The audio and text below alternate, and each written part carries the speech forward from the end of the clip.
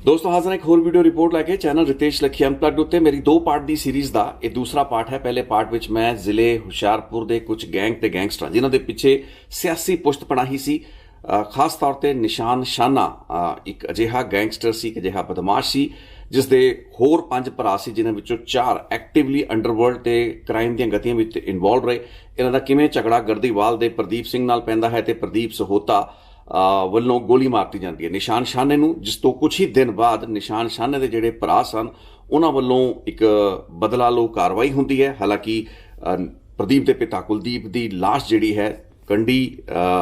कनाल तो मिलती है, उसनूं सुसाइड का केस बनाया जाता है, लेकिन कुछ दबाव पैण तो बाद पुलिस इसनूं अबैटमेंट टू सुसाइड का केस बनाती है, जिस विच की प्रभजोत ज्योति नां दा निशान शाने का एक भरा ते उसके कुछ होर भरावां नूं भी नामजद किया जाता है। सो ये अजे तक की पहली रिपोर्ट का हिस्सा सी ते बैकग्राउंड सी उस लड़ाई का जिसने कि इन्हां 2 परिवारां दी या कह लीए कि छोटे जे पिंड ते एक कस्बे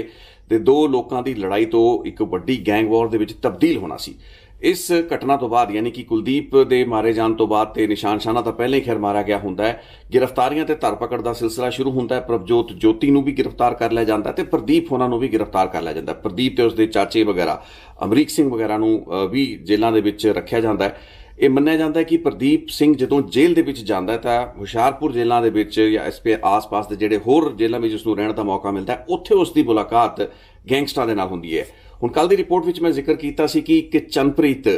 चन्ना गढ़दीवाल नां दा गैंगस्टर हुंदा जो कि बेसिकली प्रदीप दा गुआंढी हुंदा है, लेकिन वह गढ़दीवाल दे विच ज़्यादा नहीं रहिंदा हुंदा, दसूए दे विच वह ऑपरेट करदा हुंदा ते उसदे तार लिंक बंबीहा गैंग दे नाल जुड़दे हुंदे ने।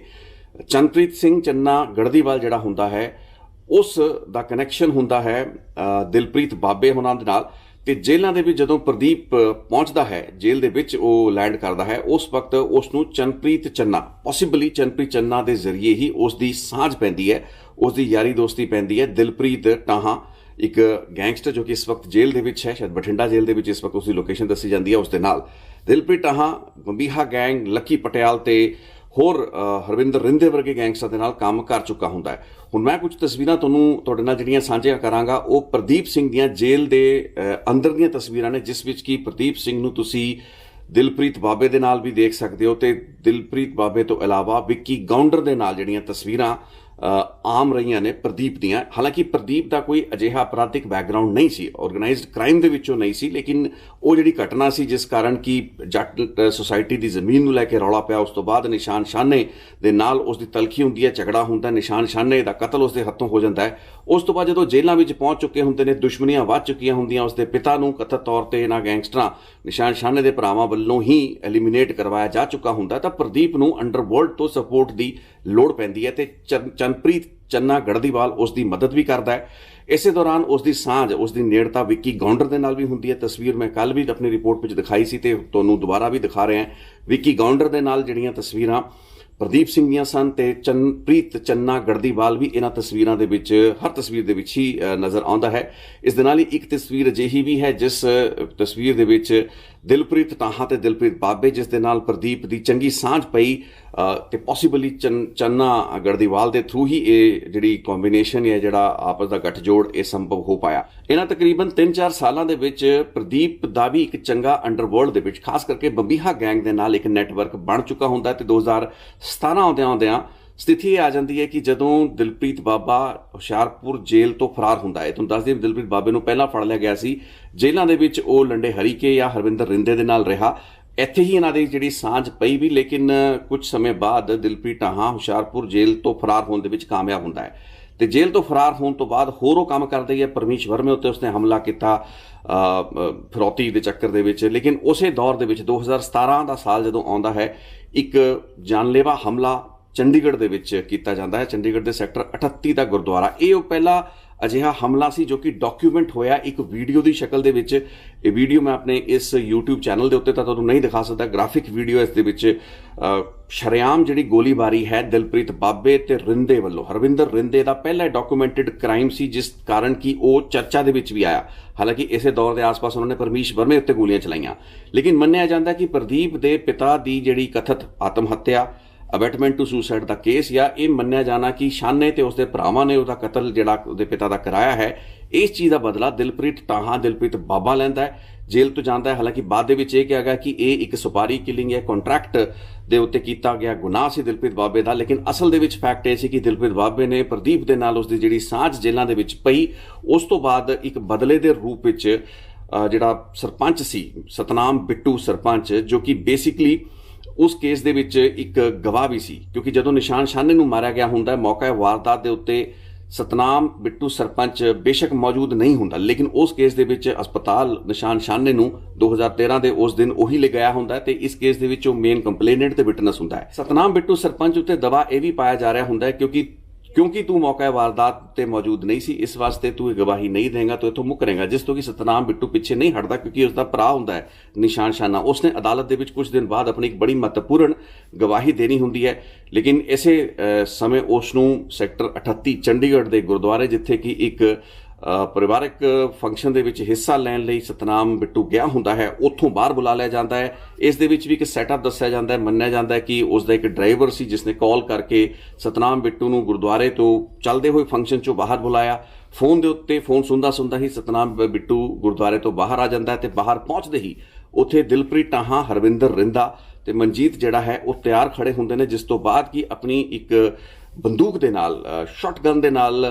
ਦਿਲਪ੍ਰੀਤ ਟਾਹਾਂ ਨੂੰ ਫਾਇਰਿੰਗ ਕਰਦਿਆਂ ਹੋਇਆ ਇਸ ਵੀਡੀਓ ਦੇ ਵਿੱਚ ਵੇਖਿਆ ਗਿਆ। ਹੁਣ ਇੱਕ ਮਹਿਲਾ ਸੀ ਜੋ ਕਿ ਚੰਡੀਗੜ੍ਹ ਦੇ 38 ਸੈਕਟਰ 38 ਤੇ ਸ਼ਾਇਦ ਇਹ 38 ਵੈਸਟ ਦੀ ਡਿਵਾਈਡਿੰਗ ਰਹੀ ਹੋਏਗੀ, ਜਿੱਥੋਂ ਕਿ ਜਾ ਰਹੀ ਸੀ। ਉਸਨੇ ਕੁਝ ਦੂਰ ਤੋਂ ਇਹ ਪੂਰੀ ਦੀ ਪੂਰੀ ਜਿਹੜੀ ਹਿੰਸਾ ਦੀ ਵਾਰਦਾਤ ਨੂੰ ਦੇਖਿਆ ਤੇ ਆਪਣੇ ਮੋਬਾਈਲ ਉੱਤੇ ਸ਼ੂਟ ਕੀਤਾ। ਇਸ ਦੀ ਮੈਂ ਇੱਕ ਤਸਵੀਰ ਕਲਿੱਪ ਤੁਹਾਡੇ ਨਾਲ ਸ਼ੇਅਰ ਕਰਾਂਗਾ, ਵੀਡੀਓ ਤਾਂ ਨਹੀਂ ਮੈਂ ਸ਼ੇਅਰ ਕਰ ਸਕਦਾ, ਲੇਕਿਨ ਇਸ ਕਲਿੱਪ ਦੇ ਵਿੱਚ ਸ਼ਰੇਆਮ ਜਿਹੜਾ ਬਿੱਟੂ ਸਰਪੰਚ ਨੂੰ ਗੋਲੀਆਂ ਮਾਰਦਾ ਹੋਇਆ ਦਿਲਪ੍ਰੀਤ ਬਾਬਾ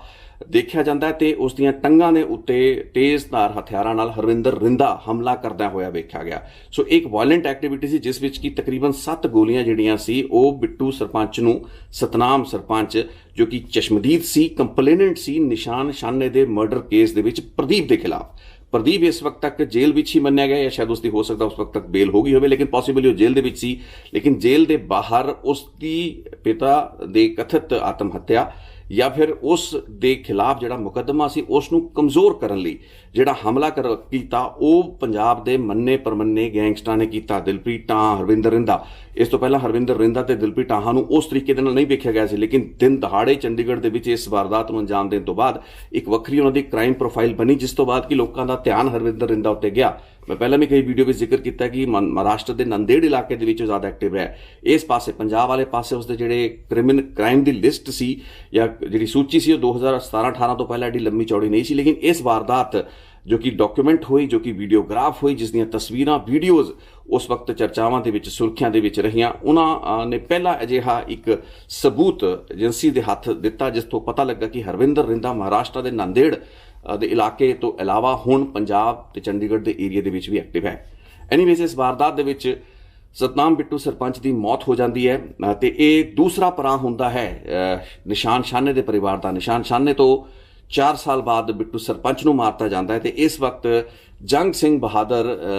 ਉਸ ਵਕਤ ਓਵਰਗਰਾਊਂਡ ਹੁੰਦਾ ਹੈ। ਉਸ ਵਕਤ ਕੋਈ ਭਗੌੜਾ ਨਹੀਂ ਹੁੰਦਾ, ਉਸਦੇ ਉੱਤੇ ਕੋਈ ਰੈੱਡ ਕਾਰਨਰ ਨੋਟਿਸ ਨਹੀਂ ਹੁੰਦਾ ਤੇ ਉਹਨਾਂ ਦਿਨਾਂ ਦੀ ਅਖਬਾਰਾਂ ਦੇ ਜਿਹੜੇ ਸਟੇਟਮੈਂਟਸ ਮੈਂ ਬਿਆਨ ਮੀਡੀਆ ਨੂੰ ਦਿੱਤੇ ਗਏ ਨਿਸ਼ਾਨ ਸ਼ਾਨੇ ਦੇ ਭਰਾਵਾਂ ਵੱਲੋਂ, ਪ੍ਰਜੋਤ ਜੋਤੀ ਵੱਲੋਂ, ਜਾਂ ਫਿਰ ਈਵਨ ਜੰਗ ਬਹਾਦਰ ਦਾ ਵੀ ਮੀਡੀਆ ਨੂੰ ਦਿੱਤਾ ਗਿਆ ਇੱਕ ਬਿਆਨ ਹੈ ਜਿਸ ਵਿੱਚ ਕਿ ਉਹ ਜਾ ਕੇ ਚੰਡੀਗੜ੍ਹ ਜਾ ਕੇ ਪੁਲਿਸ ਅਫਸਰਾਂ ਦੇ ਨਾਲ ਮਿਲਣ ਦੀ ਗੱਲ ਕਰ ਰਿਹਾ ਹੈ। ਇਸ ਕੇਸ ਦੇ ਵਿੱਚ ਚੰਡੀਗੜ੍ਹ ਪੁਲਿਸ ਨੇ ਪੈਂਦੇ ਸੱਟੇ ਹੀ ਨਾਲ ਦੇ ਨਾਲ 2 ਲੋਕਾਂ ਨੂੰ ਗ੍ਰਿਫਤਾਰ ਕੀਤਾ, ਇੱਕ ਤੀਰਥ ਸਿੰਘ ਤੇ ਇੱਕ ਅਰਸ਼ਦੀਪ ਨਾਂ ਦਾ। ਅਰਸ਼ਦੀਪ ਬੇਸਿਕਲੀ ਹੁਣ ਕਜ਼ਨ ਸੀ ਪ੍ਰਦੀਪ ਦਾ ਤੇ ਅਰਸ਼ਦੀਪ ਤੇ ਤੀਰਥ ਨੂੰ ਪਹਿਲਾਂ ਹੀ ਗ੍ਰਿਫਤਾਰ ਕਰ ਲਿਆ ਗਿਆ, ਲੇਕਿਨ ਕੁਝ ਕੋਕ ਤੋਂ ਬਾਅਦ, ਪੜਤਾਲ ਤੋਂ ਬਾਅਦ ਚੰਡੀਗੜ੍ਹ ਪੁਲਿਸ ਨੇ ਇਹਨਾਂ ਨੂੰ ਇਸ ਵਾਸਤੇ ਇਸ ਕੇਸ ਦੇ ਵਿੱਚੋਂ ਕੱਢਤਾ, ਛੱਡ ਵੀ ਦਿੱਤਾ, ਡਿਸਚਾਰਜ ਵੀ ਕਰਤਾ, ਕਿਉਂਕਿ ਇਹ ਸਾਬਤ ਹੋ ਗਿਆ ਕਿ ਮੌਕਾ ਵਾਰਦਾਤ ਤੇ ਨਾ ਤਾਂ ਲੋਕ ਮੌਜੂਦ ਸਨ ਤੇ ਨਾ ਹੀ ਇਸ ਹਮਲਾ ਕਰਾਉਣ ਦੇ ਵਿੱਚ ਇਹਨਾਂ ਦੀ ਕੋਈ ਵੱਡੀ ਭੂਮਿਕਾ ਐਟਲੀਸਟ ਪੁਲਿਸ ਇਨਵੈਸਟੀਗੇਸ਼ਨ ਵਿੱਚ ਸਾਹਮਣੇ ਨਹੀਂ ਆਈ। ਲੇਕਿਨ ਇਸ ਚੀਜ਼ ਨੂੰ ਨਿਸ਼ਾਨ ਸ਼ਾਨੇ ਤੇ ਉਸਦੇ ਭਰਾ, ਇਨਫੈਕਟ ਨਿਸ਼ਾਨ ਸ਼ਾਨਾ ਮਰ ਚੁੱਕਾ ਸੀ, ਸਤਨਾਮ ਬਿੱਟੂ ਮਰ ਚੁੱਕਾ ਸੀ, ਲੇਕਿਨ ਪ੍ਰਭਜੋਤ ਜੋਤੀ, ਪ੍ਰਿੰਸ ਤੇ ਉਹਨਾਂ ਦਾ ਇੱਕ ਹੋਰ ਜਿਹੜਾ ਤੀਸਰਾ ਭਰਾ ਕੈਨੇਡਾ ਦੇ ਵਿੱਚ ਪਹੁੰਚ ਚੁੱਕਾ ਸੀ, ਉਸ ਵਕਤ ਖੈਰੋਂ ਇੰਡੀਆ ਆਇਆ ਹੋਇਆ ਸੀ, ਜੰਗ ਸਿੰਘ ਬਹਾਦਰ, ਉਹ ਮੰਨਣ ਨੂੰ ਤਿਆਰ ਨਹੀਂ ਸੀ। ਸੋ ਚੰਡੀਗੜ੍ਹ ਦੇ ਸੈਕਟਰ 38 ਦੀ ਇਸ ਵਾਰਦਾਤ ਤੋਂ ਬਾਅਦ ਬਦਲਾ ਲੈਣ ਦੀ ਕਾਰਵਾਈ ਜਿਹੜੀ ਸੀ ਸ਼ਾਨੇ ਦੇ ਭਰਾਵਾਂ ਨੇ ਦੁਬਾਰਾ ਸ਼ੁਰੂ ਕੀਤੀ ਤੇ ਇਸ ਤਹਿਤ ਹੁਣ ਟਾਰਗੇਟ ਜਿਹੜਾ ਬਣਨਾ ਸੀ, ਅਗਲਾ ਨਿਸ਼ਾਨਾ ਬਣਨਾ ਸੀ, ਉਹ ਬਣਨਾ ਸੀ ਪ੍ਰਦੀਪ ਦਾ ਚਾਚਾ ਅਮਰੀਕ ਸਿੰਘ, ਕਿਉਂਕਿ ਕੁਲਦੀਪ ਸਿੰਘ ਤਾਂ ਪਹਿਲਾਂ ਹੀ ਮਰ ਚੁੱਕਾ ਸੀ, ਲੇਕਿਨ ਅਮਰੀਕ ਸਿੰਘ ਜਿਸ ਦੀ ਉਮਰ ਉਸ ਵਕਤ 58 ਸਾਲ ਦੇ ਆਸ-ਪਾਸ ਸੀ, ਉਹ ਗੜਦੀਵਾਲ ਦੇ ਇਲਾਕੇ ਦੇ ਵਿੱਚ ਸੀ, ਉਸ ਨੂੰ ਖਤਰਾ ਸੀ ਪਹਿਲਾਂ ਉਸ ਉੱਤੇ ਹਮਲਾ ਅਗਸਤ 2017 ਵਿੱਚ ਕੀਤਾ ਗਿਆ। ਇਸ ਵਾਰਦਾਤ ਤੋਂ ਬਾਅਦ ਯਾਨੀ ਕਿ ਸਤਨਾਮ ਬਿੱਟੂ ਸਰਪੰਚ ਦੇ ਕਤਲ ਤੋਂ ਕੁਝ ਹੀ ਹਫ਼ਤਿਆਂ ਬਾਅਦ ਜਿਹੜਾ ਹਮਲਾ ਹੁੰਦਾ ਹੈ, ਕੁਝ ਮਹੀਨਿਆਂ ਬਾਅਦ ਜਿਹੜਾ ਹਮਲਾ ਹੁੰਦਾ ਹੈ, ਉਹ ਗੜਦੀਵਾਲ ਦੇ ਵਿੱਚ ਹੀ ਉਸ ਨੂੰ ਟਾਰਗੇਟ ਕਰਨ ਦੀ ਕੋਸ਼ਿਸ਼ਾਂ ਹੁੰਦੀਆਂ, ਜਿਸ ਵਿੱਚ ਉਹ ਬਾਲ-ਬਾਲ ਬਚ ਜਾਂਦਾ ਹੈ। ਇਸ ਤੋਂ ਬਾਅਦ ਉਸਨੇ ਪੁਲਿਸ ਸੁਰੱਖਿਆ ਲਈ ਅਪਲਾਈ ਵੀ ਕੀਤਾ। ਪੁਲਿਸ ਨੇ ਉਸ ਨੂੰ ਸੀਮਿਤ ਪੱਧਰ ਉੱਤੇ ਸੁਰੱਖਿਆ ਦਿੱਤੀ ਵੀ। ਇੱਕ ਹਥਿਆਰਾਂ ਦਾ ਲਾਇਸੈਂਸ ਲੈਣ ਲਈ ਵੀ ਅਮਰੀਕ ਸਿੰਘ, ਜੋ ਕਿ ਬੇਸਿਕਲੀ ਛੋਟਾ ਭਰਾ ਸੀ ਕੁਲਦੀਪ ਸਿੰਘ ਦਾ ਤੇ ਚਾਚਾ ਰਿਸ਼ਤੇ ਦੇ ਵਿੱਚ ਪ੍ਰਦੀਪ ਸਿੰਘ ਦਾ ਸੀ, ਉਹ ਲੱਗਦਾ ਸੀ। ਪ੍ਰਦੀਪ ਸਿੰਘ ਇਸ ਸਮੇਂ ਦੇ ਵਿੱਚ ਜੇਲ੍ਹ ਦੇ ਵਿੱਚ ਹੀ ਚੱਲਦਾ ਹੈ ਤੇ ਉਸ ਦੇ ਜਿਹੜੇ ਸਾਥੀ ਹੁੰਦੇ ਨੇ ਚੰਨਾ ਗੜਦੀਵਾਲ ਜਾਂ ਉਸ ਦੇ ਨਾਲ ਦੇ ਜਿਹੜੇ ਗੈਂਗਸਟਰ, ਉਹਨਾਂ ਦੀ ਹੁਣ ਦਹਿਸ਼ਤ ਤੇ ਉਹਨਾਂ ਦੇ ਵੀ ਜਿਹੜੀ ਕ੍ਰਾਈਮ ਕੁੰਡਲੀ ਹੋਰ ਲੰਮੀ ਚੌੜੀ ਹੋ ਚੁੱਕੀ ਹੁੰਦੀ ਹੈ। ਸੋ ਪ੍ਰਦੀਪ ਨੂੰ ਵੀ ਇਹਨਾਂ ਆਰਗੇਨਾਈਜ਼ਡ ਗੈਂਗਸ ਤੇ ਕ੍ਰਿਮੀਨਲਸ ਦੇ ਨਾਲ ਆਇਡੈਂਟੀਫਾਈ ਕਰਕੇ ਦੇਖਿਆ ਜਾਣਾ ਸ਼ੁਰੂ ਕਰਤਾ ਗਿਆ ਤੇ ਇਹ ਬਹੁਤ ਸੁਭਾਵਿਕ ਗੱਲ ਸੀ, ਫੈਕਟ ਵੀ ਸੀ ਇਹ। ਪ੍ਰਦੀਪ ਦੀ ਐਸੋਸੀਏਸ਼ਨ ਨੂੰ ਤੁਸੀਂ ਉਸ ਨੂੰ ਡਿਸੋਸੀਏਟ ਕਰ ਹੀ ਨਹੀਂ ਸੀ ਸਕਦੇ ਇਸ ਵਾਰਦਾਤ ਤੋਂ, ਇਸ ਵਾਰਦਾਤ ਦੇ ਮੋਟਿਵ ਤੋਂ। ਅਗਸਤ 2017 ਦੇ ਇਸ ਨਾਕਾਮਯਾਬ ਹਮਲੇ ਤੋਂ ਬਾਅਦ ਕੁਝ ਹੀ ਮਹੀਨੇ ਬਾਅਦ ਦੁਬਾਰਾ ਇੱਕ ਅਟੈਕ ਜਿਹੜਾ ਹਮਲਾ ਹੁੰਦਾ ਹੈ ਉਹ ਅਮਰੀਕ ਸਿੰਘ ਉੱਤੇ ਲਾਇਆ ਜਾਂਦਾ ਹੈ। ਇਹ ਬੇਸਿਕਲੀ ਬਦਲਾ ਹੁੰਦਾ ਹੈ ਸਤਨਾਮ ਸਿੰਘ ਬਿੱਟੂ ਸਰਪੰਚ ਦੇ ਚੰਡੀਗੜ੍ਹ ਵਿੱਚ ਹੋਏ ਕਤਲ ਦਾ। ਅਮਰੀਕ ਸਿੰਘ, ਜਿਸ ਨੂੰ ਕਿ ਗੜਦੀਵਾਲ ਦੇ ਵਿੱਚ ਦੁਸ਼ਹਿਰਾ ਗਰਾਊਂਡ ਦੇ ਵਿੱਚ ਘੇਰ ਕੇ ਨਿਸ਼ਾਨੇ ਦੇ ਜਿਹੜੇ ਗੈਂਗ ਹੁੰਦਾ ਹੈ, ਉਸਦੇ ਗੈਂਗਸਟਰ ਹੁੰਦੇ ਨੇ, ਉਹਨਾਂ ਵੱਲੋਂ ਗੋਲੀਆਂ ਮਾਰਤੀਆਂ ਜਾਂਦੀਆਂ ਨੇ। ਤੜਕੇ ਸਵੇਰੇ ਜਦੋਂ ਦੁੱਧ ਪਾ ਕੇ ਅਮਰੀਕ ਸਿੰਘ ਆ ਰਿਹਾ ਹੁੰਦਾ, ਉਸ ਨੂੰ ਘੇਰ ਕੇ ਗੋਲੀਆਂ ਮਾਰਤੀਆਂ ਜਾਂਦੀਆਂ। ਅਮਰੀਕ ਸਿੰਘ ਦੀ ਮੌਤ ਹੋ ਜਾਂਦੀ ਹੈ। ਮੌਤ ਤੋਂ ਬਾਅਦ ਪੁਲਿਸ ਉੱਤੇ ਜਾਂ ਪ੍ਰਸ਼ਾਸਨ ਉੱਤੇ ਦਬਾਅ ਬਣਾਉਣ ਲਈ ਇੱਕ ਹੋਰ ਧਰਨਾ ਲੱਗਦਾ, ਠੀਕ ਉਸੇ ਤਰਜ਼ ਦੇ ਉੱਤੇ ਜਿਵੇਂ ਕਿ ਕੁਲਦੀਪ ਸਿੰਘ ਦੇ ਕੇਸ ਦੇ ਵਿੱਚ ਹੋਇਆ। ਸੋ ਇੱਕ ਲੰਮਾ ਚੌੜਾ ਸਿਲਸਿਲਾ ਹੁੰਦਾ। 2013 ਵਾਂਗ ਹੀ 2017 ਦੇ ਵਿੱਚ ਦੋ ਭਰਾ ਸ਼ਾਨੇ ਦੇ ਪਰਿਵਾਰ ਦੇ ਮਾਰੇ ਗਏ ਹੁੰਦੇ ਨੇ ਤੇ ਪ੍ਰਦੀਪ ਦੇ ਪਿਤਾ 2013 ਤੇ 2017 ਦੇ ਵਿੱਚ ਉਸਦੇ ਚਾਚੇ ਦਾ ਵੀ ਕਤਲ ਜਿਹੜਾ ਹੈ ਉਹ ਕਰ ਦਿੱਤਾ ਗਿਆ ਹੁੰਦਾ ਹੈ। ਸੋ ਬੇਸ਼ੱਕ ਨਿਸ਼ਾਨ ਸ਼ਾਨਾ ਤਾਂ ਸੰਗਠਿਤ ਅਪਰਾਧ ਦੀ ਦੁਨੀਆ ਦੇ ਵਿੱਚ ਪਹਿਲਾਂ ਹੀ ਉਸਦਾ ਨਾਂ ਗੂੰਜਦਾ ਸੀ ਤੇ ਉਸਦੇ ਭਰਾਵਾਂ ਦਾ ਵੀ ਸੰਗਠਿਤ ਅਪਰਾਧ ਦੇ ਨਾਲ ਕਾਫੀ ਜ਼ਿਆਦਾ ਕਨੈਕਸ਼ਨ ਰਿਹਾ, ਲੇਕਿਨ ਜਿਹੜੀ ਵਿਰੋਧੀ ਧਿਰ ਸੀ ਪ੍ਰਦੀਪ, ਇਹਨਾਂ ਦਾ ਕੋਈ ਵੀ ਆਰਗੇਨਾਈਜ਼ ਕ੍ਰਾਈਮ ਦੇ ਨਾਲ ਲਿੰਕ ਨਹੀਂ ਸੀ, ਲੇਕਿਨ ਗੈਂਗਸਟਰਾਂ ਦੇ ਨਾਲ ਹੁਣ ਉਹਨਾਂ ਦੇ ਤਾਰ ਜਿਹੜੇ ਸਨ ਜੁੜ ਚੁੱਕੇ ਸਨ। ਇਸ ਵਕਤ ਦੀ ਸਥਿਤੀ ਇਹ ਹੈ ਕਿ ਪ੍ਰਦੀਪ ਇਸ ਵਕਤ ਜੇਲ੍ਹ ਵਿੱਚੋਂ ਬਾਹਰ ਆ ਚੁੱਕਾ ਹੈ, ਬੇਲ ਉੱਤੇ ਹੈ। ਉਸ ਕੇਸ ਦੇ ਵਿੱਚ ਉਹ ਬਾਹਰ ਹੈ ਤੇ ਆਪਣੀ ਜ਼ਿੰਦਗੀ ਨੂੰ ਸ਼ਾਂਤੀ ਦੇ ਨਾਲ ਉਹ ਜੀਣਾ ਚਾਹ ਰਿਹਾ ਹੈ। ਉਹ ਆਰਗੇਨਾਈਜ਼ ਕ੍ਰਾਈਮ ਦੇ ਵਿੱਚ ਬਿਲਕੁਲ ਹੁਣ ਉਸ ਤਰੀਕੇ ਦੇ ਜਿਹੜੇ ਆਪਣੇ ਲਿੰਕੇजेस ਜਾਂ ਤਾਰ ਹੈਗੇ ਨੇ ਉਹਨਾਂ ਨੂੰ ਵੀ ਖਤਮ ਕਰ ਚੁੱਕਾ ਹੈ ਜਾਂ ਇਸ ਚੀਜ਼ ਨੂੰ ਸਥਾਪਿਤ ਕਰਨ ਦੀ ਘੱਟੋ ਘੱਟ ਕੋਸ਼ਿਸ਼ ਕਰਦਾ ਪਿਆ ਹੈ। ਸੋ ਅੱਜ ਵੀ ਪ੍ਰਦੀਪ ਜਿਹੜਾ ਹੈ ਉਹ ਐਗਜ਼ਿਸਟ ਕਰਦਾ ਹੈ। ਜੰਗ ਬਹਾਦਰ ਜਿਹੜਾ ਹੈ ਉਹ ਕੈਨੇਡਾ ਤੋਂ ਬੈਠ ਕੇ ਹੀ ਉਸਨੇ 2017 ਦੀਆਂ ਨਾ ਕਿਲਿੰਗਸ ਨੂੰ ਮਾਸਟਰਮਾਈਂਡ ਕਰਾਇਆ ਤੇ ਮੰਨਿਆ ਗਿਆ ਕਿ ਜੇਲ੍ਹ ਦੇ ਵਿੱਚ ਪ੍ਰਭਜੋਤ ਜੋਤੀ ਤੇ ਪ੍ਰਿੰਸ, ਜਿਹੜੇ ਦੋ ਹੋਰ ਬਚੇ ਭਰਾ ਸੀ ਸ਼ਾਨੇ ਦੇ ਤੇ ਇਨਕਲੂਡਿੰਗ ਤੀਸਰਾ ਜਿਹੜਾ ਭਰਾ ਜੰਗ ਬਹਾਦਰ, ਇਹਨਾਂ ਦਾ ਆਪਸ ਦਾ ਜਿਹੜਾ ਤਾਲਮੇਲ ਹੈ ਉਹ ਅੱਜ ਵੀ ਪ੍ਰਦੀਪ ਦੇ ਖੂਨ ਦਾ ਪਿਆਸਾ ਹੈ ਤੇ ਉਸ ਨੂੰ ਨਿਸ਼ਾਨਾ ਬਣਾਉਣਾ ਚਾਹ ਰਿਹਾ ਹੈ। ਇਨ ਦ ਮੀਨ ਟਾਈਮ ਜੰਗ ਸਿੰਘ ਬਹਾਦਰ ਦਾ ਇੱਕ ਆਪਣਾ ਨੈਟਵਰਕ ਤੇ ਆਪਣਾ ਇੱਕ ਨੈਕਸਸ ਜਿਹੜਾ ਹੈ ਕੈਨੇਡਾ ਦੇ ਵਿੱਚੋਂ ਬਣ ਚੁੱਕਾ ਹੈ ਤੇ ਇਹ ਚੀਜ਼ ਏਜੰਸੀਆਂ ਜਾਂ ਪੁਲਿਸ ਮੰਨਦੀ ਹੈ ਕਿ ਜੰਗ ਬਹਾਦਰ ਕਈ ਅਜਿਹੀ ਗਤੀਵਿਧੀਆਂ ਦੇ ਵਿੱਚ ਇਨਵੋਲਵ ਹੋ ਸਕਦਾ ਹੈ। ਇੱਥੇ ਇਹ ਵੀ ਦੱਸਣਾ ਜ਼ਰੂਰੀ ਹੈ, ਮੈਂ ਕੱਲ ਦੀ ਵੀਡੀਓ ਦੇ ਵਿੱਚ ਵੀ ਜ਼ਿਕਰ ਕੀਤਾ ਸੀ ਕਿ ਪ੍ਰਭਜੋਤ ਜੋਤੀ ਨੂੰ ਅਦਾਲਤ ਦੇ ਵਿੱਚ ਪੇਸ਼ੀ ਸਮੇਂ ਬੁਲਟ ਪ੍ਰੂਫ ਜੈਕਟਾਂ ਪਵਾ ਕੇ ਲਿਜਾਇਆ ਜਾਂਦਾ ਰਿਹਾ। ਤਕਰੀਬਨ ਇਹੀ ਹਾਲਤ ਬਾਹਰ ਪ੍ਰਦੀਪ ਦੀ ਵੀ ਰਹੀ, ਕਿਉਂਕਿ ਦੋਵੇਂ ਪਰਿਵਾਰਾਂ ਨੂੰ, ਦੋਵੇਂ ਧਿਰਾਂ ਨੂੰ ਇਹ ਖਤਰਾ ਹੈ ਕਿ ਹੁਣ ਅਗਲਾ ਟਾਰਗੇਟ ਕੋਈ ਨਾ ਕੋਈ ਇਹਨਾਂ ਪਰਿਵਾਰਾਂ ਦੇ, ਇਹਨਾਂ ਰਿਸ਼ਤੇਦਾਰਾਂ ਦੇ ਵਿੱਚੋਂ ਬਣਾਇਆ ਜਾ ਸਕਦਾ ਹੈ, ਕਿਉਂਕਿ ਇਹ ਲੜਾਈ ਅਜੇ ਜਿਹੜੀ ਗੈਂਗ ਵਾਰ ਅਜੇ ਤੱਕ ਖਤਮ ਨਹੀਂ ਹੋਈ। ਇਸ ਨੂੰ ਖਤਮ ਹੋ ਚੁੱਕੇ ਹੋਣਾ ਚਾਹੀਦਾ ਸੀ। ਪ੍ਰਦੀਪ ਦੇ ਪਿਤਾ ਤੇ ਉਸਦੇ ਚਾਚੇ ਦਾ ਕਤਲ ਹੋ ਚੁੱਕਾ ਹੈ ਤੇ ਸ਼ਾਨੇ ਦਾ, ਨਿਸ਼ਾਨ ਸ਼ਾਨੇ ਦਾ ਤੇ ਸਤਨਾਮ ਬਿੱਟੂ ਦਾ ਕਤਲ ਹੋ ਚੁੱਕਾ ਹੈ। ਦੋਵੇਂ ਪਰਿਵਾਰਾਂ ਦੇ ਦੋ ਜੀ ਮਾਰੇ ਜਾ ਚੁੱਕੇ ਨੇ, ਲੇਕਿਨ ਇਹ ਜਿਹੜੀ ਜੰਗ ਹੈ ਇਹ ਰੁਕਦੀ ਹੋਈ, ਥੰਮਦੀ ਹੋਈ ਨਜ਼ਰ ਨਹੀਂ ਆ ਰਹੀ। In the meantime red corner notice ਜਾਰੀ ਹੋਣ ਤੋਂ ਬਾਅਦ ਪੁਲਿਸ ਨੇ, ਏਜੰਸੀਆਂ ਨੇ ਕੋਈ ਜ਼ਿਆਦਾ ਇਹੋ ਜਿਹੀਆਂ ਕੋਸ਼ਿਸ਼ਾਂ ਲੱਗਦਾ ਨਹੀਂ ਕੀਤੀਆਂ ਜੰਗ ਬਹਾਦਰ ਨੂੰ ਵਾਪਸ ਭਾਰਤ ਵਿੱਚ ਲਿਆਉਣ ਦੇ ਪੱਖੋਂ। ਇੱਥੇ ਇਹ ਵੀ ਤੁਹਾਨੂੰ ਦੱਸਣਾ ਜ਼ਰੂਰੀ ਹੈ ਕਿ ਜੇਲ੍ਹ ਦੇ ਵਿੱਚ ਬੈਠੇ ਪ੍ਰਭਜੋਤ ਜੋਤੀ ਹੋਣਾ ਦੇ ਜਿਹੜੇ ਕੰਟੈਕਟ ਨੇ, ਕਿਉਂਕਿ ਦਿਲਪ੍ਰੀਤ ਬਾਬਾ, ਹਰਵਿੰਦਰ ਰਿੰਦਾ ਵਗੈਰਾ, ਇਹ ਸਾਰੇ ਦੇ ਸਾਰੇ ਲੋਕਾਂ ਨੂੰ ਬੰਬੀਹਾ ਗੈਂਗ ਦੇ ਨਾਲ ਜੋੜ ਕੇ ਵੇਖਿਆ ਜਾਂਦਾ ਤੇ ਜਿਹੜੀ ਪੰਜਾਬ ਦੇ ਵਿੱਚ ਇੰਟਰ ਗੈਂਗ ਰਾਈਵਲਰੀ ਚੱਲਦੀ ਰਹੀ ਹੈ, ਜਿਸ ਦੇ ਵਿੱਚ ਕਿ ਬੰਬੀਹਾ ਗੈਂਗ ਦਾ ਜਿਹੜਾ 36 ਦਾ ਅੰਕੜਾ ਰਿਹਾ ਹੈ ਉਹ ਜੱਗੂ ਭਗਵਾਨਪੁਰੀਆ ਤੇ ਲਾਰੈਂਸ ਬਿਸ਼ਨੋਈ ਨਾਲ ਰਿਹਾ ਹੈ। ਉਸ ਦੇ ਚੱਲਦੇ ਜਿਹੜੀਆਂ ਨੇੜਤਾਵਾਂ ਪ੍ਰਭਜੋਤ ਜੋਤੀ ਦੀਆਂ ਨੇ ਉਹ ਜੱਗੂ ਭਗਵਾਨਪੁਰੀ ਦੇ ਨਾਲ ਹੁੰਦੀਆਂ ਨੇ। ਕਈ ਤਸਵੀਰਾਂ ਦੇ ਵਿੱਚ ਜੋਤੀ ਨੂੰ ਜੱਗੂ ਭਗਵਾਨਪੁਰੀਏ ਦੇ ਨਾਲ ਵੀ ਵੇਖਿਆ ਗਿਆ ਹੈ। ਜੇਲ੍ਹਾਂ ਦੇ ਵਿੱਚ ਖਿੱਚੀਆਂ ਗਈਆਂ ਫੋਟੋਆਂ ਰਹੀਆਂ ਨੇ, ਕਿਉਂਕਿ ਖੁਦ ਵੀ ਜੱਗੂ ਭਗਵਾਨਪੁਰੀਆ ਸ਼ਾਇਦ ਹੁਸ਼ਿਆਰਪੁਰ ਦੀ ਜੇਲ੍ਹ ਵਿੱਚ ਵੀ ਉਹ ਕੁਝ ਸਮਾਂ ਰਿਹਾ ਹੈ। ਸੋ ਜੱਗੂ ਭਗਵਾਨਪੁਰੀਆ ਦੇ ਨਾਲ ਇਹਨਾਂ ਦੇ ਆਪਸ ਦੇ ਵਿੱਚ ਸੰਪਰਕ ਜੁਟੇ ਤੇ ਮੰਨਿਆ ਜਾਂਦਾ ਹੈ ਕਿ ਅੰਡਰਵਰਲਡ ਦੀਆਂ ਕਈ ਗਤੀਵਿਧੀਆਂ ਨੂੰ ਜੋਤੀ ਤੇ ਪ੍ਰਿੰਸ ਜਿਹੜੇ ਨੇ ਉਹ ਜੇਲ੍ਹਾਂ ਦੇ ਵਿੱਚੋਂ ਬੈਠ ਕੇ ਵੀ ਆਪਰੇਟ ਕਰ ਰਹੇ ਹੋ ਸਕਦੇ ਨੇ। ਸੋ ਇਹੀ ਕਾਰਨ ਹੈ ਕਿ ਇਹ ਮੰਨਿਆ ਜਾਣਾ ਚਾਹੀਦਾ ਕਿ ਪ੍ਰਦੀਪ ਸਿੰਘ ਨੂੰ ਅੱਜ ਦੀ ਤਰੀਕ ਦੇ ਵਿੱਚ ਵੀ ਖਤਰਾ ਓਡਾ ਹੀ ਵੱਡਾ ਹੈ। ਉਸ ਦੀ ਜ਼ਿੰਦਗੀ ਦੇ ਉੱਤੇ ਅਜੇ ਵੀ ਇਹਨਾਂ ਬਚੇ ਹੋਏ ਸ਼ਾਨਾ ਬ੍ਰਦਰਸ ਦਾ ਜਿਹੜਾ ਹੈ ਦੀ ਨਜ਼ਰਾਂ ਹੈਗੀਆਂ ਨੇ। ਉਸ ਵਕਤ ਤੱਕ ਜਦ ਤੱਕ ਜੰਗ ਸਿੰਘ ਬਹਾਦਰ ਫੜਿਆ ਨਹੀਂ ਜਾਂਦਾ ਜਾਂ ਫਿਰ ਜੇਲ੍ਹਾਂ ਦੇ ਵਿੱਚੋਂ ਅੰਡਰਵਰਲਡ ਦੀਆਂ ਗਤੀਵਿਧੀਆਂ ਬੰਦ ਨਹੀਂ ਹੁੰਦੀਆਂ, ਆਪਾਂ ਪ੍ਰਦੀਪ ਸਿੰਘ ਨੂੰ ਸੇਫ ਨਹੀਂ ਮੰਨ ਸਕਦੇ। ਹਾਲਾਂਕਿ ਕਿਹਾ ਜਾਂਦਾ ਹੈ ਕਿ ਜ਼ਿੰਦਗੀ ਦੇ ਵਿੱਚ ਜੇ ਅੱਗੇ ਵਧਣਾ ਜਾਂ ਕੋਈ ਸ਼ੁਰੂਆਤ ਕਰਨੀ ਤਾਂ ਪੁਰਾਣੀਆਂ ਗੱਲਾਂ ਨੂੰ ਭੁੱਲਣਾ ਪੈਣਾ, ਖਾਸ ਕਰਕੇ ਉਸ ਵਕਤ ਜਦੋਂ ਕਿ ਦੋਵੇਂ ਧਿਰਾਂ ਦਾ ਨੁਕਸਾਨ ਹੋ ਚੁੱਕਾ ਹੋਵੇ। ਸੋ ਇਸ ਕੇਸ ਦੇ ਵਿੱਚ ਨੁਕਸਾਨ ਕਾਫੀ ਜ਼ਿਆਦਾ ਹੋ ਚੁੱਕਾ ਹੈ, ਲੇਕਿਨ ਲੱਗਦਾ ਨਹੀਂ ਕਿ ਇਹ ਜਿਹੜੀ ਲੜਾਈ ਹੈ ਖਤਮ ਹੋਈ ਹੈ। ਅਸੀਂ ਆਸ ਤੇ ਉਮੀਦ ਇਹੀ ਕਰਦੇ ਹਾਂ ਕਿ ਜਿਸ ਤਰੀਕੇ ਦੇ ਨਾਲ ਪ੍ਰਦੀਪ ਮੁੱਖ ਧਾਰਾ ਦੇ ਵਿੱਚ ਮੇਨ ਸਟ੍ਰੀਮ ਦੇ ਵਿੱਚ ਆਉਣ ਦੀ ਕੋਸ਼ਿਸ਼ ਕਰਦਾ ਪਿਆ ਹੈ, ਉਵੇਂ ਹੀ ਇਸ ਦੁਸ਼ਮਣੀ ਨੂੰ ਖਤਮ ਕਰਕੇ ਇਸ ਲੜਾਈ ਦਾ ਜਿਹੜਾ ਅੰਤ ਹੈ ਉਹ ਕੀਤਾ ਜਾਏ।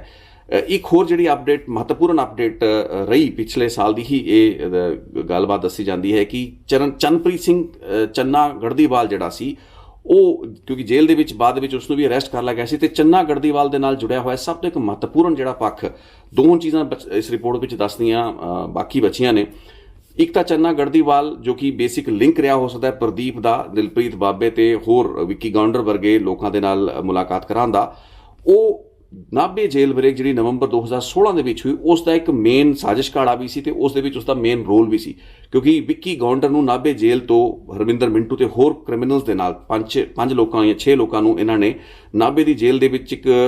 ਹਥਿਆਰਬੰਦ ਹਮਲਾ ਕਰਕੇ ਛੁਡਵਾ ਲਿਆ ਸੀ। ਸੋ ਚੰਨਪ੍ਰੀਤ ਚੰਨਾ ਗੜਦੀਵਾਲ ਉਸ ਹਮਲੇ ਦੇ ਵਿੱਚ ਮੋਹਰੀ ਭੂਮਿਕਾ ਦੇ ਵਿੱਚ ਸੀ। ਉਸ SUV ਗੱਡੀ ਵਿੱਚ ਆਉਂਦਾ ਹੈ, ਪੁਲਿਸ ਦੀ ਵਰਦੀ ਵਿੱਚ ਜਿਹੜਾ ਬੰਦਾ ਗਾਰਡ ਦੀ ਸ਼ਕਲ ਦੇ ਵਿੱਚ ਆਇਆ ਤੇ ਉਸਨੇ ਗੋਲੀਆਂ ਜੇਲ੍ਹ ਦੇ ਵਿੱਚ ਖੜੇ ਹੋ ਕੇ ਚਲਾਈਆਂ, ਉਹ ਹੋਰ ਕੋਈ ਨਹੀਂ ਸੀ, ਚੰਨਾ ਗੜਦੀਵਾਲ ਸੀ। ਸੋ ਉਸ ਤੋਂ ਬਾਅਦ ਉਹ ਵਿੱਕੀ ਗੌਂਡਰ ਨੂੰ ਭਜਾਉਣ ਦੇ ਵਿੱਚ ਤੇ ਉਸ ਨੂੰ ਫਰਾਰ ਕਰਾਉਣ ਦੇ ਵਿੱਚ ਕਾਮਯਾਬ ਹੁੰਦਾ ਹੈ, ਜਿਸ ਤੋਂ ਬਾਅਦ ਵਿੱਕੀ ਗੌਂਡਰ ਇੱਕ ਐਨਕਾਊਂਟਰ ਦੇ ਵਿੱਚ ਕੁਝ ਸਾਲ ਬਾਅਦ ਮਾਰਿਆ ਜਾਂਦਾ ਹੈ। ਸੋ ਚੰਨਾ ਗੜਦੀਵਾਲ ਬਾਅਦ ਦੇ ਵਿੱਚ ਗ੍ਰਿਫਤਾਰ ਨਾਲ ਦੇ ਨਾਲ ਹੀ ਕਰ ਲਿਆ ਗਿਆ ਸੀ, ਕਿਉਂਕਿ ਜੇਲ੍ਹ ਬ੍ਰੇਕ ਦੇ ਸਾਰੇ ਹੀ ਜਿਹੜੇ ਭਗੌੜੇ ਸਨ ਜਾਂ ਉਸਦੇ ਮੁਜਰਮ ਸਨ ਇੱਕ ਕਰਕੇ ਪੁਲਿਸ ਨੇ ਫੜ ਲਏ। ਲੇਕਿਨ ਚੰਨਾ ਗੜਦੀਵਾਲ ਕਈ ਸਾਲ ਜੇਲ੍ਹ ਵਿੱਚ ਰਹਿਣ ਤੋਂ ਬਾਅਦ ਦੱਸਿਆ ਜਾਂਦਾ ਕਿ ਬੀਤੇ ਸਾਲ ਉਸਦੀ ਮੌਤ ਹੋਈ ਜੇਲ੍ਹ ਦੇ ਵਿੱਚ, ਡਰੱਗ ਓਵਰਡੋਜ਼ ਦੇ ਚੱਲਦਿਆਂ ਚੰਨਾ ਗੜਦੀਵਾਲ ਦੀ ਮੌਤ ਹੋਈ ਦੱਸੀ ਜਾਂਦੀ ਹੈ। ਹਾਲਾਂਕਿ ਉਹਦੇ ਜਿਹੜੇ ਨਾਲ ਦੇ ਸਾਥੀ ਉਹ ਇਹ ਮੰਨਦੇ ਨੇ ਕਿ ਇਹ ਕੋਈ ਓਵਰਡੋਜ਼ ਨਹੀਂ ਸੀ, ਬਲਕਿ ਉਸ ਨੂੰ ਉਸਦੇ ਦੁਸ਼ਮਣ ਗੈਂਗ ਵੱਲੋਂ ਹੀ ਖਾਣੇ ਵਿੱਚ ਮਿਲਾ ਕੇ ਕੁਝ ਦੇ ਦਿੱਤਾ ਗਿਆ, ਜਿਸ ਦੇ ਕਾਰਨ ਚੰਨਾ ਗੜਦੀਵਾਲ ਨੂੰ ਇੱਕ ਗੈਂਗ ਵਾਰ ਦੇ ਤਹਿਤ ਹੀ ਮਾਰਿਆ ਗਿਆ। ਇਹ ਇੱਕ ਥਿਊਰੀ ਹੈ, ਲੇਕਿਨ ਐਸੈਂਸ਼ੀਅਲੀ ਇਸ ਨੂੰ ਡਰੱਗ ਓਵਰਡੋਜ਼ ਦਾ ਕੇਸ ਮੰਨਿਆ ਗਿਆ। ਜੇਲ੍ਹ ਦੇ ਵਿੱਚ ਚੰਨਾ ਗੜਦੀਵਾਲ ਦੀ ਮੌਤ ਹੋ ਜਾਂਦੀ ਹੈ। ਦੂਸਰਾ ਜਿਹੜਾ ਪੱਖ ਹੈ ਉਹ ਇਹ ਹੈ ਕਿ ਸ਼ਾਨਾ ਬ੍ਰਦਰਸ ਕਹਿ ਲਈ ਜਾਂ ਜੰਗ ਬਹਾਦਰ ਕੈਨੇਡਾ ਦੇ ਵਿੱਚ ਉਹ ਬੈਠ ਕੇ ਵੀ ਅਜੇ ਵੀ ਅੰਡਰਵਰਲਡ ਦੀਆਂ ਗਤੀਵਿਧੀਆਂ ਨੂੰ ਚਲਾ ਰਿਹਾ ਹੈ। ਇਸ ਦਾ ਇੱਕ ਵੱਡਾ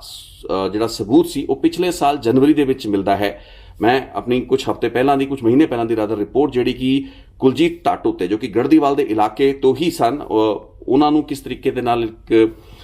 ਫੇਕ ਐਨਕਾਊਂਟਰ ਦੇ ਵਿੱਚ ਮਾਰ ਦਿੱਤਾ ਜਾਂਦਾ ਹੈ ਤੇ ਅੱਜ ਤੱਕ ਉਹਨਾਂ ਦਾ ਸਰੀਰ ਲੱਭਦਾ ਨਹੀਂ। ਇਸ ਕੇਸ ਦੇ ਵਿੱਚ SPS ਬਸਰਾ ਪੰਜਾਬ ਦੇ ਇੱਕ DIG ਪੱਧਰ ਦੇ ਅਧਿਕਾਰੀ ਨੂੰ ਕਈ ਸਾਲ ਜੇਲ੍ਹ ਦੀ ਸਜ਼ਾ ਵੀ ਹੋਈ, ਲੇਕਿਨ ਕੁਝ ਮਹੀਨੇ ਬਾਅਦ ਹੀ ਗਵਰਨਰ ਵੱਲੋਂ ਸਜ਼ਾ ਮਾਫੀ ਤੋਂ ਬਾਅਦ ਜਿਹੜਾ SPS ਬਸਰਾ ਹੈਗੇ ਨੇ ਉਹ ਜੇਲ੍ਹ ਤੋਂ ਬਾਹਰ ਆ ਗਏ, ਉਹਨਾਂ ਦੀ ਸਜ਼ਾ ਜਿਹੜੀ ਸੀ ਮਾਫ ਕਰਤੀ ਗਈ। ਸੋ ਇਹ ਜਿਹੜਾ ਕੁਲਜੀਤ ਟੱਟ ਦਾ ਕੇਸ, ਇਸ ਦੀ ਪੈਰਵੀ ਹਰਭਜਨ ਟੱਟ ਉਹਨਾਂ ਦੇ ਭਰਾ ਕਰ ਰਹੇ ਸੀ। ਸੋ ਹਰਭਜਨ ਟੱਟ ਵੀ ਗੜਦੀਵਾਲ ਦੇ ਹੀ ਨਿਵਾਸੀ ਸਨ ਤੇ ਉਸ ਕੇਸ ਦੇ ਵਿੱਚ ਕੁਲਦੀਪ ਸਿੰਘ ਜੋ ਕਿ ਪ੍ਰਦੀਪ ਦੇ ਪਿਤਾ ਦੀ ਅਬੈਟਮੈਂਟ ਟੂ ਸੁਸਾਈਡ ਦਾ ਕੇਸ ਦਰਜ ਕਰਾਉਣ ਦੇ ਵਿੱਚ ਜਿਹੜਾ ਧਰਨਾ ਦਿੱਤਾ ਜਾਂਦਾ ਉਸ ਦੇ ਵਿੱਚ ਹਰਭਜਨ ਟੱਟ ਦਾ ਇੱਕ ਅਹਿਮ ਰੋਲ ਸੀ। ਹਰਭਜਨ ਟੱਟ ਅੰਬਾਲਾ ਜੱਟਾਂ ਪਿੰਡ ਦਾ ਸੀ ਤੇ ਅੰਬਾਲਾ ਜੱਟਾਂ ਪਿੰਡ ਤੋਂ ਹੀ ਕੁਲਦੀਪ ਦਾ ਸਾਲਾ ਵੀ ਸੀ, ਜਿਸ ਨੂੰ ਕਿ ਕੰਪਲੇਨੈਂਟ ਤੇ ਗਵਾਹ ਬਣਾ ਕੇ ਹੀ ਇਸ ਕੇਸ ਨੂੰ ਦਰਜ ਕਰਾਇਆ ਗਿਆ ਤੇ ਇਸ ਕੇਸ ਦੇ ਵਿੱਚ ਬਾਅਦ ਦੇ ਵਿੱਚ ਪ੍ਰਭਜੋਤ ਜੋਤੀ ਜਿਹੜਾ ਸੀ ਉਸ ਨੂੰ ਨਾਮਜ਼ਦ ਕੀਤਾ ਗਿਆ। ਸੋ ਸ਼ਾਨਾ ਬ੍ਰਦਰਸ ਦੀ ਇੱਕ ਦੁਸ਼ਮਣੀ ਜਿਹੜੀ ਤਰੀਕੇ ਦੀ ਹਰਭਜਨ ਟੱਟ ਦੇ ਨਾਲ ਵੀ ਨਜ਼ਰ ਆ ਰਹੀ ਸੀ ਤੇ ਜਨਵਰੀ 2022 ਦੇ ਵਿੱਚ ਦੋ ਗੈਂਗਸਟਰ ਕੁਲਜੀਤ ਤੇ ਸ਼ਾਇਦ Surjit, if I'm not wrong, ਨਾਂ ਦੇ ਫੜੇ ਜਾਂਦੇ ਹੈਗੇ ਨੇ। ਇੱਕ ਰੈਗੂਲਰ ਰੂਟੀਨ ਨਾਕੇ ਦੌਰਾਨ ਨਸ਼ੇ ਦੇ ਨਾਲ ਦੋ ਗੈਂਗਸਟਰਾਂ ਨੂੰ ਕਾਬੂ ਕੀਤਾ ਗਿਆ। ਬੇਸਿਕਲੀ ਲੱਗਿਆ ਕਿ ਕ੍ਰਿਮੀਨਲਸ ਨੇ, ਲੇਕਿਨ ਇਹਨਾਂ ਗੈਂਗਸਟਰਾਂ ਦੇ ਜਿਹੜੇ ਮੋਬਾਈਲ ਫੋਨਸ ਦੇ ਵਿੱਚੋਂ ਹਰਭਜਨ ਟੱਟ ਜੋ ਕਿ ਬੇਸਿਕਲੀ ਸ਼ਹੀਦ ਭਗਤ ਸਿੰਘ ਦੇ ਪਰਿਵਾਰ ਤੋਂ ਇੱਕ ਹੈਗੇ ਨੇ ਤੇ ਜਦੋਂ ਕੁਲਜੀਤ ਟੱਟ ਦੇ ਜਿਹੜੇ ਮੁਜਰਮ ਸੀ ਅਦਾਲਤ ਵੱਲੋਂ ਮੁਜਰਮ ਐਲਾਨੇ ਗਏ ਲੋਕਾਂ ਨੂੰ ਜਦੋਂ ਗਵਰਨਰ ਨੇ ਸਜ਼ਾ ਮਾਫ ਕੀਤੀ ਤਾਂ ਹਰਭਜਨ ਟੱਟ ਕਾਫੀ ਮੁਗਰ ਹੋ ਕੇ ਬੋਲੇ। ਕੈਪਟਨ ਅਮਰਿੰਦਰ ਸਿੰਘ ਨੇ ਜਾਂਦੇ ਜਾਂਦੇ ਆਪਣੀ ਸਰਕਾਰ ਦੇ ਵਕਤ ਫੈਸਲਾ ਸੁਣਾਇਆ ਸੀ। ਸੋ ਹਰਭਜਨ ਟੱਟ ਦੀ ਗੱਡੀ ਦੀਆਂ ਤਸਵੀਰਾਂ ਤੇ ਉਸ ਦੀ ਰੈਕੀ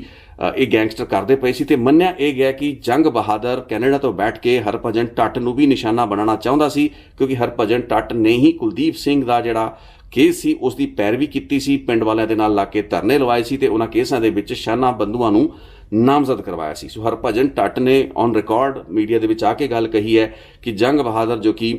ਰੈੱਡ ਕਾਰਨਰ ਨੋਟਿਸ ਜਿਸ ਦੇ ਨਾਂ ਦੇ ਉੱਤੇ ਜਾਰੀ ਹੈ ਉਹ ਵਿਦੇਸ਼ ਦੇ ਵਿੱਚੋਂ ਬੈਠ ਕੇ ਵੀ ਅਜੇ ਵੀ ਆਪਣੀਆਂ ਪੁਰਾਣੀਆਂ ਜਿਹੜੀਆਂ ਰੰਜਿਸ਼ਾਂ ਨੇ ਉਹਨਾਂ ਨੂੰ ਪੂਰਾ ਕਰਨ ਦੀ ਫਿਰਾਕ ਦੇ ਵਿੱਚ ਹੈ ਤੇ ਇਸ ਤਹਿਤ ਉਸ ਦਾ ਇੱਕ ਨਿਸ਼ਾਨਾ ਹਰਭਜਨ ਟੱਟ ਨੇ ਵੀ ਬਣਨਾ ਸੀ। ਸੋ ਇਹ ਦੋ ਹੋਰ ਡਾਇਮੈਂਸ਼ਨਾਂ ਸਨ ਜੋ ਕਿ ਇਸ ਪੂਰੀ ਦੀ ਪੂਰੀ ਲੜਾਈ ਨੂੰ, ਗੈਂਗ ਵਾਰ ਨੂੰ ਬਹੁਤ ਹੀ ਜ਼ਿਆਦਾ ਲੰਮਾ ਚੌੜਾ ਵੀ ਬਣਾ ਦਿੰਦੀ ਹੈ, ਕੰਪਲਿਕੇਟਿਡ ਗੱਲਬਾਤ ਹੈ। ਲੇਕਿਨ ਜਦੋਂ ਵੀ ਅਸੀਂ ਅਕਸਰ ਹਰਵਿੰਦਰ ਰਿੰਦੇ ਤੇ ਦਿਲਪ੍ਰੀਤ ਟਾਹਾਂ ਦੇ ਉਸ ਚੰਡੀਗੜ੍ਹ ਦੇ 38 ਸੈਕਟਰ ਦੇ ਗੁਰਦੁਆਰੇ ਦੇ ਸਾਹਮਣੇ ਕੀਤੀ ਗਈ ਦਿਨ ਦਹਾੜੇ ਵਾਰਦਾਤ ਦਾ ਜ਼ਿਕਰ ਕਰਦੇ ਸੀ, ਇੰਝ ਜਾਂਦਾ ਸੀ ਕਿ ਇੱਕ ਹੁਸ਼ਿਆਰਪੁਰ ਦੇ ਕਿਸੇ ਪਿੰਡ ਦਾ ਸਰਪੰਚ ਸਤਨਾਮ ਸਿੰਘ ਉਸ ਨੂੰ ਸੁਪਾਰੀ ਜਾਂ ਕੰਟਰੈਕਟ ਕਿਲਿੰਗ ਦੇ ਤਹਿਤ ਮਾਰਤਾ ਗਿਆ। ਲੇਕਿਨ ਅਸਲ ਕਹਾਣੀ ਇਹ ਸੀ, ਪਰਿਵਾਰਾਂ ਦੀ, ਇਹਨਾਂ ਦੋਵੇਂ ਧਿਰਾਂ ਦੀ ਆਪਸੀ ਜਿਹੜੀ ਰੰਜਿਸ਼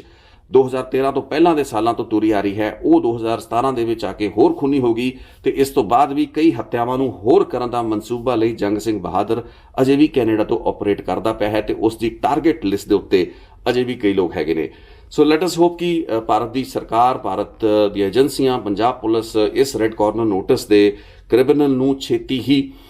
ਭਾਰਤ ਵਿੱਚ ਲਿਆਉਣ ਵਿੱਚ ਕਾਮਯਾਬ ਰਹਿਣਗੀਆਂ, ਕਿਉਂਕਿ ਰੈੱਡ ਕਾਰਨਰ ਸੂਚੀ ਦੇ ਵਿੱਚ ਨਾ ਆਉਣਾ ਕੋਈ ਛੋਟੀ ਗੱਲ ਨਹੀਂ। ਮੈਂ ਪਹਿਲਾਂ ਵੀ ਜ਼ਿਕਰ ਕੀਤਾ ਸੀ, ਜਦੋਂ ਲਖਵੀਰ ਸਿੰਘ ਲੰਡੇ ਹਰੀਕੇ ਤੇ ਲੱਕੀ ਪਟਿਆਲ ਵਰਗੇ ਕ੍ਰਿਮੀਨਲਸ, ਆਰਗੇਨਾਈਜ਼ਡ ਕ੍ਰਾਈਮ ਦੇ ਜਿਹੜੇ ਬਹੁਤ ਹੀ ਵੱਡੇ ਸਰਗਨਾ ਨੇ, ਜੇ ਉਹਨਾਂ ਦੇ ਨਾਂ ਅਜੇ ਤੱਕ ਲਾਲ ਸੂਚੀਆਂ ਵਿੱਚ ਨਹੀਂ ਨੇ, ਤਾਂ ਜੰਗ ਬਹਾਦਰ ਦਾ ਨਾਂ ਉਸ ਸੂਚੀ ਵਿੱਚ ਹੋਣਾ ਹੀ ਵੱਡੀ ਗੱਲ ਹੈ। ਤੇ ਉਸ ਦੇ ਬਾਵਜੂਦ ਕੀ ਉਸ ਨੂੰ ਲਿਆਉਣ ਦੀਆਂ ਜਾਂ ਉਸ ਨੂੰ ਫੜਨ ਦੀਆਂ, ਕੈਨੇਡਾ ਦੇ ਵਿੱਚ ਗ੍ਰਿਫਤਾਰ ਕਰਨ ਦੀਆਂ ਉਨੀਆਂ ਬਣਦੀਆਂ ਕੋਸ਼ਿਸ਼ਾਂ ਹੋਈਆਂ ਨੇ, ਇਹ ਚੀਜ਼ਾਂ ਅਜੇ ਵੀ ਕਲੀਅਰ ਨਹੀਂ ਹੋ ਪਾਈਆਂ। ਸੋ ਇਸ ਰਿਪੋਰਟ ਨੂੰ ਮੈਂ ਇੱਥੇ ਦਾਂਗਾ ਵਿਰਾਮ। ਤੁਸੀਂ ਪੂਰੀ ਦੀ ਪੂਰੀ ਲੜੀਵਾਰ ਇਸ 2 ਪਾਰਟ ਦੀ ਸੀਰੀਜ਼ ਨੂੰ ਦੇਖਿਆ ਤੇ ਜੇ ਲੋੜ ਪਈ ਆਪਾਂ ਤੀਸਰਾ ਪਾਰਟ ਵੀ ਬਣਾਵਾਂਗੇ, ਜੇ ਕੋਈ ਹੋਰ ਡਾਇਮੈਂਸ਼ਨ ਨੂੰ ਐਕਸਪਲੋਰ ਕਰਨ ਦੀ ਇਸ ਕੇਸ ਦੇ ਵਿੱਚ ਗੁੰਜਾਇਸ਼ ਹੋਈ। ਲੇਕਿਨ ਆਸ ਕਰਾਂਗਾ ਤੁਹਾਨੂੰ ਇਹ ਗੱਲਬਾਤ, ਇਹ ਪੂਰੀ ਰਿਪੋਰਟਾਂ ਦੇ ਵਿੱਚ ਪੂਰੀ ਦੀ ਪੂਰੀ ਡਿਟੇਲ ਇਸ ਗੜਦੀਵਾਲ ਖੁਰਦਾ ਪਿੰਡ ਦੀ ਲੜਾਈ ਦੀ, ਜੋ ਕਿ ਬਾਅਦ ਦੇ ਵਿੱਚ ਇੱਕ ਗੈਂਗ ਵਾਰ ਦੀ ਸ਼ਕਲ ਲੈ ਗਈ ਤੇ ਅੱਜ ਦੇਸ਼ ਦਾ ਇੱਕ ਮੋਸਟ ਵਾਂਟਡ ਕ੍ਰਿਮੀਨਲ ਇਸੀ ਪੂਰੀ ਦੇ ਪੂਰੇ ਘਟਨਾ ਚੱਕਰ ਦੇ ਨਾਲ ਰਿਲੇਟਡ ਹੈ, ਉਹ ਅੱਜ ਭਗੌੜਾ ਹੈ, ਦੇਸ਼ ਦੀ ਏਜੰਸੀਆਂ ਦੀ ਗਿਰਫਤ ਤੋਂ ਬਾਹਰ ਹੈ। ਇਹ ਰਿਪੋਰਟ ਵੀ ਤੁਹਾਨੂੰ ਠੀਕ ਲੱਗੀ ਹੋਏਗੀ। ਸੋ ਮੈਨੂੰ ਰਿਤੇਸ਼ ਲੱਖੀ ਨੂੰ ਅੱਜ ਦਿਓ ਇਜਾਜ਼ਤ, ਇੱਕ ਹੋਰ ਰਿਪੋਰਟ ਲੈ ਕੇ ਛੇਤੀ ਹਾਜ਼ਰ ਹੋਵਾਂਗਾ। Thank you so much for joining.